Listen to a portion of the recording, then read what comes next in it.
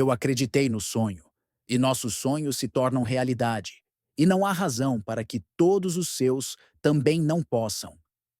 Eu costumava sentar em um pequeno apartamento, que era praticamente um quarto. Meu espaço era tão pequeno que eu podia abrir a janela e fechar a porta enquanto estava sentado na cama ao mesmo tempo. Era algo como 2,5 metros por 2,5 metros, e, apesar disso, havia muito poucas distrações naquele lugar. Eu me sentava lá, encostado na cama, com minha caneta esferográfica e um bloco de notas, e começava a escrever essas histórias. A maioria delas era bem trivial, mas havia algo no processo de escrever sobre sonhos não realizados que sempre me puxava de volta. Eu achava que esse era um dos assuntos mais duradouros e também um dos mais difíceis para as pessoas aceitarem. O fato de que seus sonhos não foram realizados durante a vida, que eles nunca tiveram aquela chance. Decidi que era hora de ir para Boa Califórnia. Mudei-me para o Vale, mas as coisas não estavam indo bem por lá. Na verdade, chegou um ponto em que tive que tentar vender meu cachorro. Ou fazia isso, ou ele não seria bem alimentado. Uma noite, fui assistir a uma luta de Muhammad Ali. Em um momento breve, aquele que todos subestimavam se tornou magnífico. Ele resistiu e derrubou o campeão. Eu pensei, isso não é uma metáfora para a vida? A vida inteira dele se cristalizou naquele momento. Ele será lembrado para sempre, pelo menos entre os fãs de luta. Ele fez algo extraordinário. Aquilo foi provavelmente o que eu precisava como catalisador para uma ideia. Um homem que se levantaria diante da vida, daria uma chance a si mesmo e talvez fosse até o fim.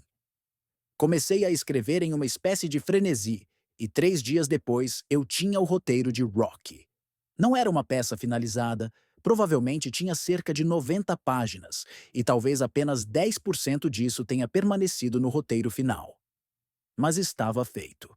Quando apresentei o roteiro para os produtores, eles ficaram razoavelmente entusiasmados com a história, mas não queriam que eu interpretasse o papel principal.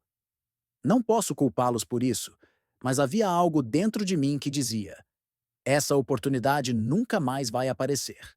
Eles ofereceram dinheiro, R$ 25.000, depois R$ 100.000 e mais tarde R$ 360.000. Para alguém que tinha apenas US$ 106 no banco, era tentador. Mas eu sabia que se vendesse o roteiro e ele fizesse sucesso, eu nunca me perdoaria. Então, decidi arriscar. Pensei, pode dar completamente errado, mas eu acredito nisso. Quando filmamos, usamos uma câmera portátil. Eu corria por shoppings, subia e descia escadas, corria ao longo do rio, até minhas pernas não aguentarem mais. Eu estava no chão, exausto, mas o diretor dizia: use a dor, isso dá profundidade ao seu personagem. No fim, aprendi que o mundo não é feito só de arco-íris e dias ensolarados. É um lugar difícil e cruel, e não importa o quão forte você seja, ele pode te derrubar se você permitir. Mas não é sobre o quão forte você bate, é sobre o quão forte você pode apanhar e continuar avançando. No final da vida, se você puder dizer que viveu com integridade, enfrentou todos os golpes e ainda assim prevaleceu, acho que isso é o suficiente. É sobre sonhos. E sonhos não custam nada, são de graça. O difícil é mantê-los vivos e crescendo. Por isso, nunca desista dos seus sonhos. Se eu acreditei no meu e o realizei, não há razão para que você também não possa realizar o seu.